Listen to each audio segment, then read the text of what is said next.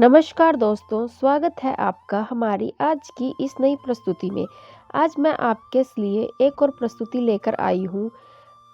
इसमें मैं आपको माघ पूर्णिमा 2023 में कब है, पूजा का मुहूर्त क्या है, स्नान दान का महत्व है और इस दिन हमें क्या गलतियाँ भूल कर भी नहीं करनी चाहिए और साथ ही साथ माघ पूर्णिमा की कथा के बारे में भी आपको सुनाऊंगी।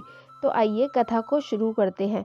कथा शुरू करने से पहले अगर आपने हमारा चैनल शिवानी को सुना सब्सक्राइब नहीं किया है तो इसे जल्द ही सब्सक्राइब कर लीजिए, घंटे वाला बटन जरूर दबाएं। अगर आपको हमारी यह कथा अच्छी लगी हो तो एक प्यारा सा कमेंट बॉक्स में जरूर करें। तो आइए अब शुरू करते हैं। माघ माह में पड़ने वाली पूर्णिमा को माघ पूर्णिमा के नाम से जाना जाता है। माघ पूर्णिमा के दिन सभी सरोवरों, तीर्थ स्थानों, नदियों अथवा घर पर ही शुद्धता पूर्वक स्नान करने की महत्वता बताई गई है। इस बार माघ पूर्णिमा 5 फरवरी 2023 को मनाई जाएगी। साथ ही इस दिन स्नान और दान का भी विशेष महत्व है। माघ माह की शुरुआत हो चुकी है। शास्त्रों के अनुसार इस माह में पूजा पाठ और दान का बहुत महत्व होता है। इसके साथ ही इस माह की पूर्णिमा तिथि बेहद खास मानी जाती है। माघ माह की पूर्णिमा तिथि को माघिन पूर्णिमा भी कहा जाता है। हालांकि हर माह की पूर्णिमा पूजा पाठ के दृष्टिकोण से बेहद खास मानी जाती है, लेकिन माघ माह की पूर्णिमा का विशेष महत्व है। इस दिन पवित्र नदियों में स्नान करने का विशेष महत्व माना गया है। धार्मिक मान्यता है कि इस दिन देवतागण पृथ्वी लोक पर भ्रमण करने आते हैं।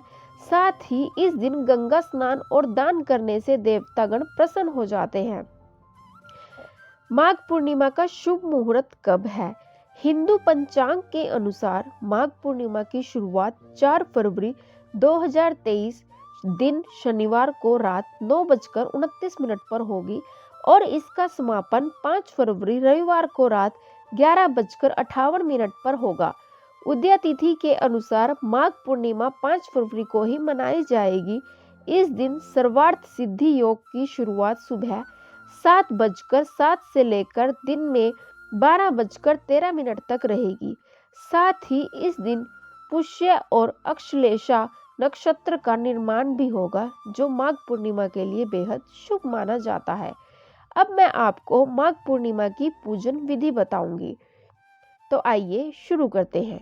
माघ पूर्णिमा के दिन ब्रह्मा मुहूर्त में गंगा स्नान करना चाहिए। यदि गंगा स्नान संभव ना हो तो पानी में गंगा जल मिलाकर भी स्नान कर सकते हैं। स्नान के उपरांत ओम नमो नारायण मंत्र का जाप करें। उसके बाद सूर्य देव को अर्घ दें और सूर्य भगवान की उपासना करें और जल में तिल डालकर उसका तर्पण करें।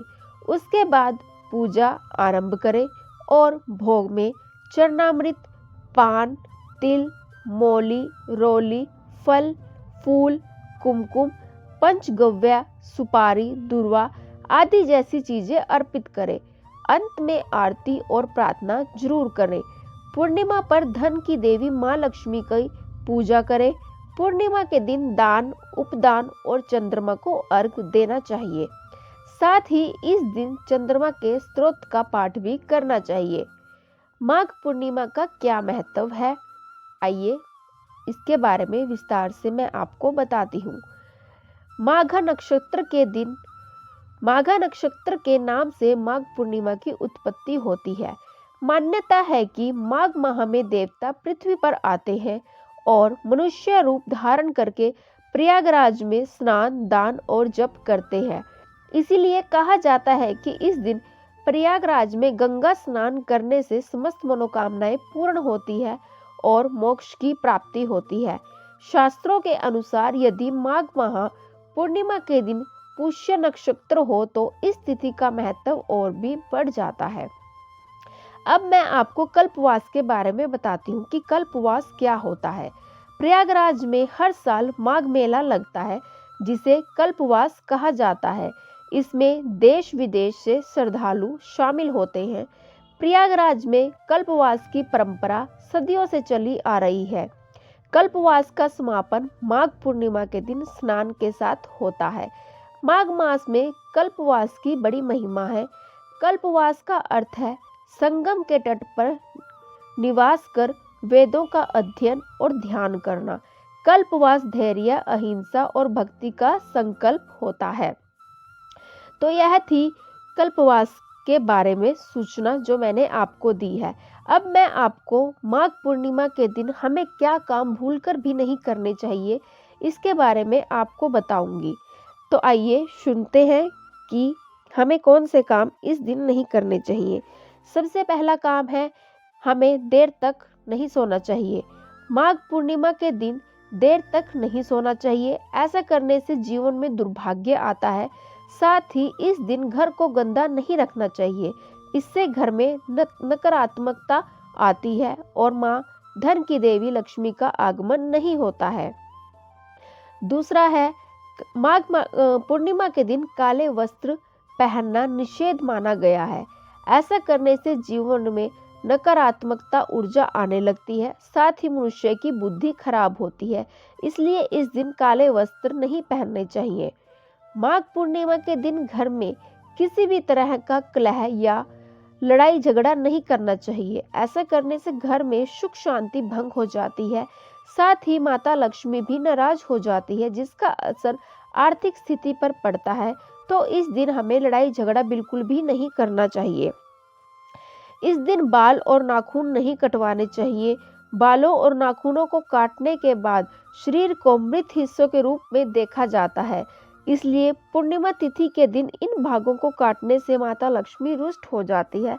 तो हमें इस दिन बाल और नाखून बिल्कुल भी नहीं काटने चाहिए। माघ पूर्णिमा के दिन घर में बड़े बुजुर्गों का अपमान नहीं करना चाहिए। साथ ही किसी महिला के साथ गलत व्यवहार भी नहीं करना चाहिए। ऐसा करने से पितृदोष लगता है, जिससे जीवन में तमाम तरह की दिक्कतों का सामना करना पड़ता है। माघ पूर्णिमा के दिन किसी की भी निंदा नहीं करनी चाहिए, न किसी के लिए गलत शब्दों का प्रयोग करना चाहिए। मान्यता है कि ऐसा करने से माँ लक्ष्मी हमेशा के लिए रुष्ट हो जाती है। इसलिए अपनी वाणी पर नियंत्रण रखना चाहिए। माघ पूर्णिमा के दिन भूलकर भी हमें मांस या मदिरा का सेवन नहीं करना चाहिए। ऐसा करने से भी माता लक्ष्मी नाराज हो जाती है और घर में कभी भी लक्ष्मी का वास नहीं होता है। तो ये गलतियां हमें भूलकर भी माघ पूर्णिमा के दिन नहीं करनी चाहिए। अब मैं आपको माघ पूर्णिमा व्रत की कहानी सुनाती हूँ। पुरानी कहानी और इसका क्या महत्व है, इसके बारे में भी मैं आपको बताती हूँ। तो आइए कथा को शुरू करते हैं।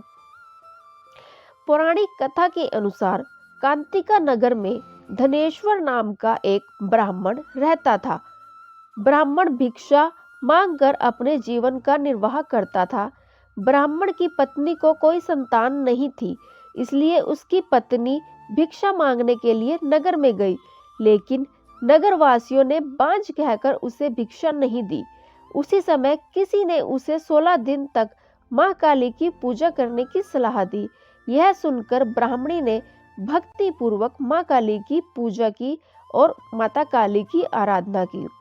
16 दिन बाद मां काली प्रसन्न होकर प्रकट हुई और उन्होंने ब्राह्मणी को गर्भवती होने का वरदान दिया और अपने सामर्थ्य के अनुसार प्रत्येक पूर्णिमा को कम से कम 32 दीपक जलाने को कहा।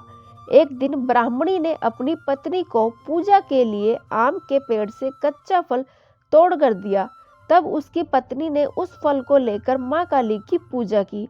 माता के कहे अनुसार वह प्रत्येक पूर्णिमा को मां काली प्रतिमा के सामने दीपक जलाती रही। मां काली की कृपा से उसके घर में एक सुंदर पुत्र ने जन्म लिया। उसने अपने पुत्र का नाम देवदास रखा। जब देवदास बड़ा हो गया तो वह अपने मामा के साथ पढ़ने के लिए काशी चला गया। काशी में देवदास के साथ ऐसी घटना घटी जिससे कारण देवदास का विवाह धोखे से हो गया। चूंकि देवदास की अल्पवायु थी, इसलिए विवाह के कुछ दिन बाद ही काल उसका प्राण लेने के लिए आ गए। लेकिन ब्राह्मण दंपत्ति ने पूर्णिमा का व्रत रखा था। इस प्रभाव से काल देवदास का प्राण नहीं ले पाए। तभी से पूर्णिमा के दिन व्रत करने की प्रथा शुरू हो गई। ऐसी मान्यता है कि पूर्णिमा का व्रत सभी मनोकामनाओं को पूर्ण करता है और साथ ही साथ जीवन में आने वाले हर संकट को दूर करता है। तो यह थी पूर्णिमा की कथा। अगर आपको हमारी यह कथा सुनने में अच्छी लगी हो तो एक प्यारा सा कमेंट बॉक्स में ज़रूर करें और हमारे चैनल को सब्सक्राइब ज़रूर करें। धन्यवाद।